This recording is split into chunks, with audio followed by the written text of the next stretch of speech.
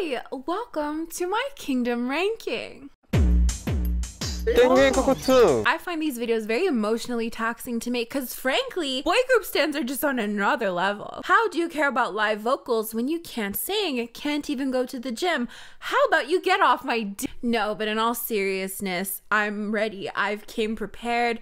I'm ready for you guys to fight me in the comments because frankly, no one was exempt from not only terrible editing with Mnet's voice smoothing filters, but yeah, this week we saw that each group was covering each other's songs. Ikon covered Inception by Ateez, Ateez covered Rythm Ta, the Boyz covered O Sole Mio by SF9, SF9 covered The Stealer, Stray Kids covered I'll Be Your Man, while B2B covered Backdoor. It was all very interesting and I'm really excited to get into this ranking. So I've decided to critique two major categories to keep things a little bit more cohesive. So I'll be critiquing the concept itself as well as the performance itself, which includes live vocals, energy, and so on. And my ranking will be based on how I feel about the combination of the two. So if one group did their concept super well but the performance was maybe a little bit lackluster, it'll be easier to compare to a group whose performance was done super well but the concept wasn't that great, because I'm just gonna combine those two, if that makes sense. But as always, this is based on what I value in a performance, but it will not be based on who I like. So if my faves or your faves are not the top, I literally don't want to hear about it. How about you make your own video? I'm sorry, I just feel like the 12-year-old toxic boy group stand in me is like coming out. Like, you guys have just like aged. You just are welcoming her back. I'm not actually mad, guys. I know when to stop reading comments, which is But before we get into this video, don't forget to like, comment, and share it with friends you don't have. Interacting with the video definitely helps, even if you call me a fat cow, you know? Do what you gotta do. I also have channel memberships and a Patreon where you can help support me in different ways and even see my Kingdom reactions as they come out. Also, I just wanted to share this picture of San at an Ikon concert when he was younger. That's the tweet.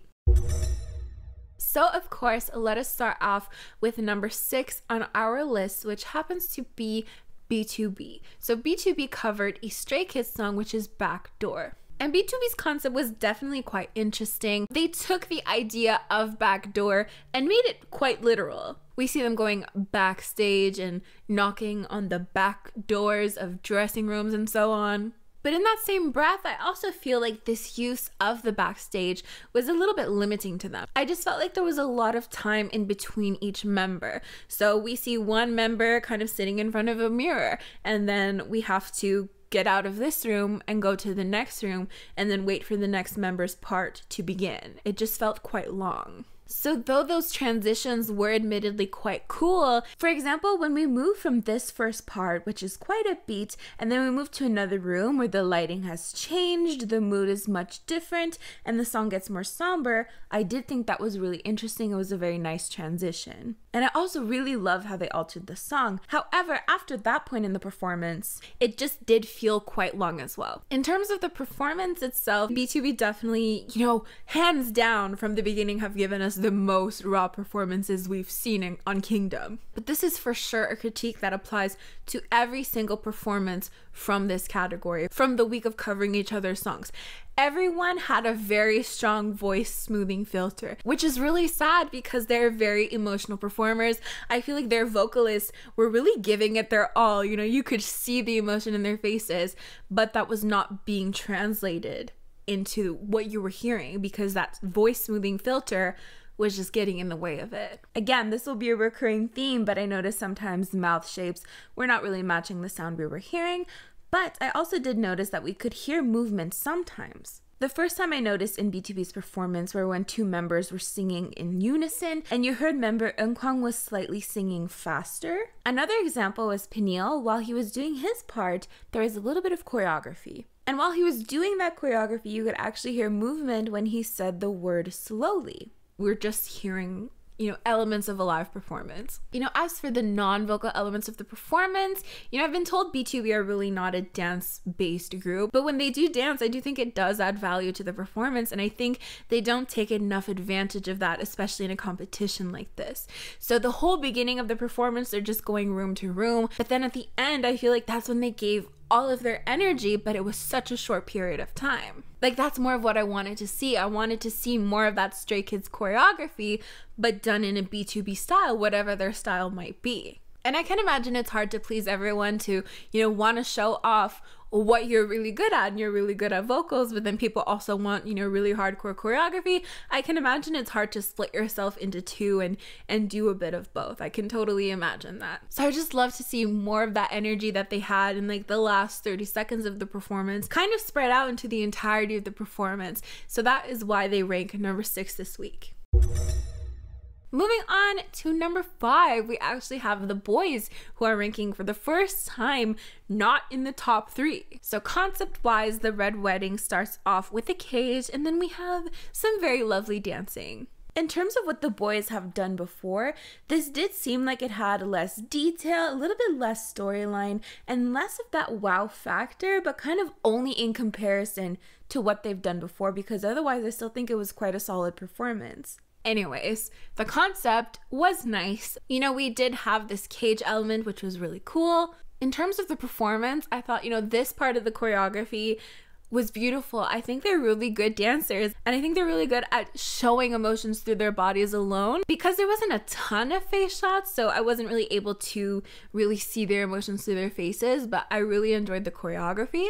But in terms of live vocals, I can't say that I heard a bunch of live vocals. There were parts here and there again. However, again, in Seonwoo's rap, his mouth wasn't quite matching what we were hearing. And here's the thing. I would usually say that lip syncing is simply the norm when it comes to groups doing covers of other groups' songs, right? We've seen this time and time again. I think it's more of a respect thing than anything. But when we have just really fishy vocals in everyone's performance, again, no one was exempt for this, it just seems really odd to me that they would go in all these different directions, which consequently would make the performances, vocal-wise, seem quite messy. So I'm actually not too sure what happened this time around.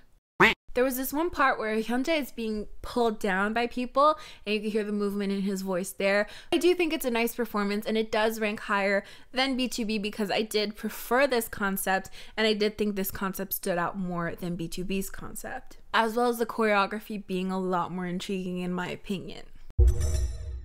Now we have number 4, and number 4 is SF9. So the performance starts out in this purple lit set, and I just want to say right off the bat, for any 18s out there, think back to M Countdown, Say My Name performance, Hongjoong in a fur coat, and that purple background. I feel like it's very, very similar. But I digress. It seems like an exchange of sorts, so it's already pretty intriguing. We can already kind of predict that there's some type of criminal activity that is going to go on, and then of course they start fighting. And they definitely rank higher because I feel like they were able to tell like an entire story start to finish. It starts off with like this fight, and then the story of trying to get revenge and so on. And we're taken from scene to scene, and they make great use of all of these different scenes. So it was definitely quite busy, though I do have a grievance with some of the lighting because, there's this one fight scene where you can barely see who the person is fighting. And then there's this whole dance break that I couldn't see it. I could not. I'm sure it was cool as hell,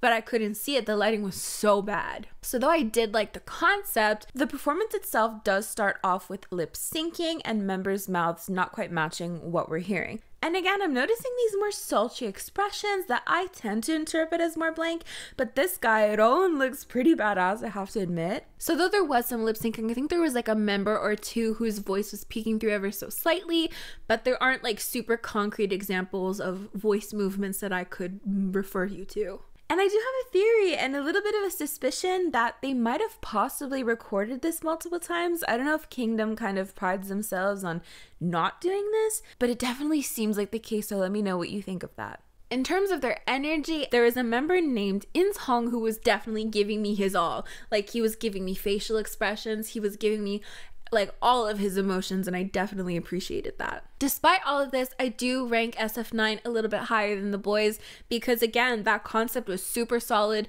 was super interesting, and I think it like held my attention a lot more. It stuck in my head a lot more. So at number 3, we have Stray Kids. Now I'm ranking Stray Kids higher because of their performance, whereas I think their concept was a little bit lacking, but the performance overall makes them rank higher because I really appreciated it. And it's not that I didn't enjoy the concept. I think it was very somber, very beautiful. I just think their energy overshadowed anything they could have shown us visually in this stage. We did start off with Seungmin looking really sad. He's my new bias, by the way. And we just cut from, member to member, kind of telling a very emotional story. But, other than that, I find myself really not having a lot to say about the concept. More than what they could have offered visually, I just think I'm able to think back to certain scenes and I remember what they look like, but I think I only remember them because of the energy of each member rather than, the wow factor of the concept itself. But that's a lie. Felix's part where he's getting dragged by his feet was super cool just on a visual basis, but nevertheless, I was definitely feeling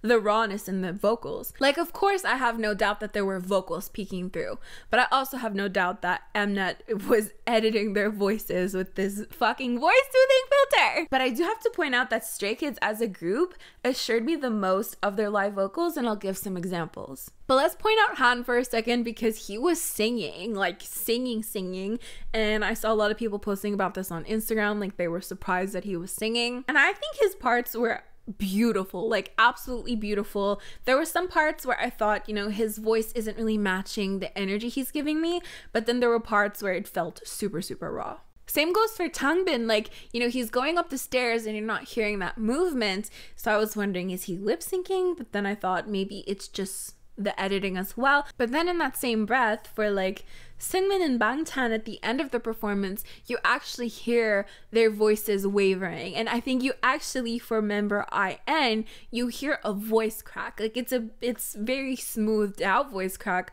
but it's there nevertheless. And it seems that he was quite upset about this voice crack afterwards. And I did want to take a little bit of a minute to talk about this because I was upset that he was upset. Because he's honestly the member in this performance that gave me the most raw vocals. If you think back to his first part in this performance, where he's laying down on the ground, it was just absolutely beautiful. And then the voice crack at the end, of course, I totally understand the emotions behind that, but at the same time, that was also a moment that I appreciated so much within the performance because it solidified the fact that it was live. And this has nothing to do with IN's reaction, his emotions are totally valid, but I do think people in general, mostly fans, value perfection too much, and then when they're faced with mistakes, they don't really know how to react other than negatively, or they want to protect the idol and pretend like it didn't happen, but it doesn't have to be that way. And I think the negative reactions honestly stem from the fact that we're just really rarely faced with these types of situations because lip syncing and voice editing is so prominent that we don't get to see it really.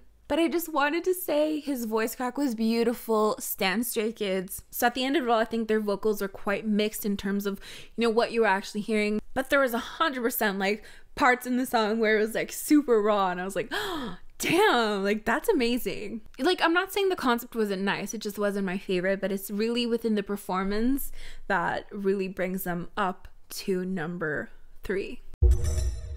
Coming in at number 2, we have Ateez. I have to say, my anti-capitalist ass was vibing with this concept so much. From the beginning, we see a sign that says, "Prohibited. The following acts are strictly prohibited. Art, dance, music." And then at the bottom it says, "These acts are considered as disobedience to the government." So I was getting like V for Vendetta vibes. From there, we see them in some type of car crash. And then we cut to them in masks as they get out of the van and shoot other people with the same masks. But then someone in a POV style puts the mask onto them. Now, I do have a lot of grievances. And I know you're going to be like, why did you put them in second place if you have a lot of grievances? This has a lot to do with Mnet and their shitty ass lighting than it has to do with Ateez. I feel like Ateez put their best foot forward and all of the elements that were supposed to like help them put this performance together was just not there for them. But nevertheless, it did take away from the performance, which is obviously not fun. So number 1, of course, we have the severe lighting issues. We have Sungwa's part in the beginning. He's very nicely lit. And then we cut to Yuno and Wooyoung. and you can't see them. If you have no idea who Ateez is, then you don't know who is singing what. Like, it's pretty messy. And then San comes out of nowhere, and like you can't even tell that he came out of nowhere, and you can't even tell that he's there because the lighting is so bad. And he's singing, but like, where is he? Where is he? I don't know, couldn't see him. But I mean, what I could interpret was just high energy. It was so cool. And I, of course, always enjoy their stage antics. It was really a combination of their energy and the concept that ranked them this high. Another grievance I have is like one of the killing points I feel like in the performance would have been San's rope scene. So you see there's a rope and it's a bird's eye view. He's obviously laying on the ground, but it's supposed to mimic him climbing a rope. But the issue is this time around, the lighting is so bright. So you can barely see the screen behind him that is supposed to mimic him climbing this rope. So it just looks like he's playing around with the rope until he gets finally to the top of the rope, and you're like, oh, all this time he was climbing a rope. But that didn't really translate so well because the effects of it all, the visual health that he was supposed to get was not working. If we look back to the other week's performances with the Boyz, we saw one of the members holding on to a piece of rope, and then the screen behind him was doing a similar effect, but you could actually see the screen doing what it was supposed to do. Here you couldn't, and it made me really angry because otherwise it was such a cool concept. It just didn't really look the way it was supposed to, and it fell short, obviously. So these elements are obviously not Ateez's fault, but they did come and take away from the performance regardless. To conclude my thoughts on the concept, I loved it. I loved, you know, what we could see of it. I loved like this anti-capitalist sentiment, this anti-government sentiment, and then we have Hongjoong like on this podium, and you know, he's like telling a speech, and it's very heartfelt and everything. So I loved it, for sure. As for the performance, you know, I've mentioned this already 100 times. Definitely not their most live performance. You know, sometimes you could really hear a backup track and people's voices peeking through that backup track, but then sometimes you couldn't hear the members at all, and then sometimes it felt like straight up LAR, and then sometimes it felt like their voices were just really, really edited. And all within the same performance, right? So for example, Seonghwa's first part, you hear him through the backup track. But then in the next parts, you kind of feel like it's LAR, but then sometimes a member's voice peeks through quite randomly. And you know, that's all fine and dandy, especially when you're practically doing cartwheels on stage. But I just critiqued the vocals in all of these performances because they were not consistent. There was a lot of editing done. Like, I feel like Mnet did everyone so dirty in the vocal department. But yeah, despite all of that, I really enjoyed Ateez's performance, which is why they rank number 2. Coming in at number 1, we have Ikon, who did Inception. Now, my love of Inception aside, I still think Ikon deserved number 1 for a variety of reasons. You know, first of all, Ikon did Inception's concept super well. They stayed on theme throughout the entirety of it all, and they did this dream theme so perfectly. It basically starts off in black and white, and then we get into the performance, and honestly, I just thought everything was perfect, from the transitions to the lighting, the colors, absolutely everything.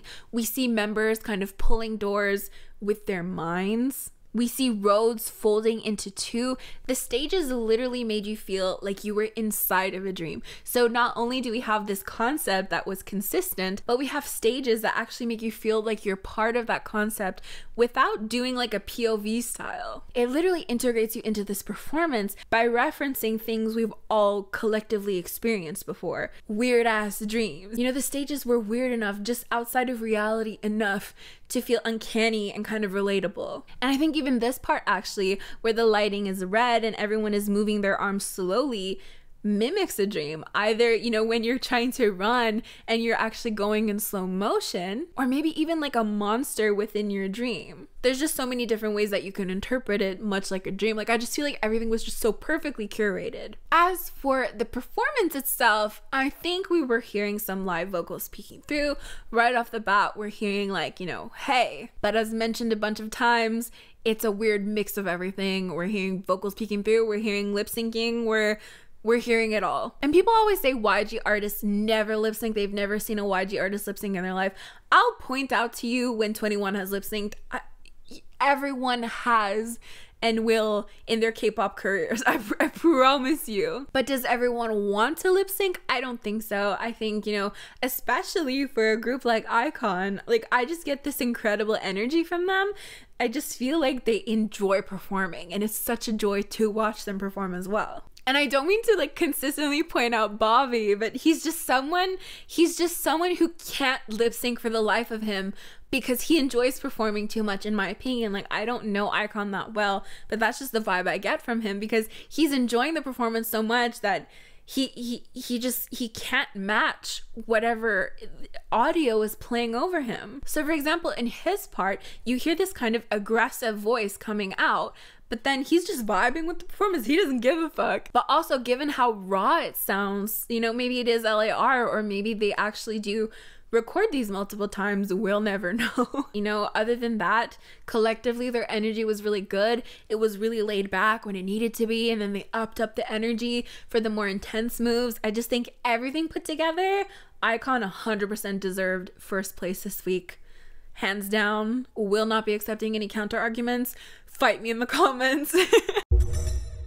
So yeah, that is basically it for this video. Thank you so much if you made it this far. If you enjoyed spending this time with me, then why don't you go ahead and subscribe or dislike this video. I don't give a fuck. If you're interested, you can join my channel members or even my Patreon if you'd like to support me in a different way. Otherwise, just like, comment, and share this video with friends you don't have. These are the lovely individuals who help support my channel in different ways. Don't forget to let me know your rankings down below. Also, you can let me know if you prefer the original songs or the covers. As for me, I'm gonna get going, so I'll see you guys next time. Bye!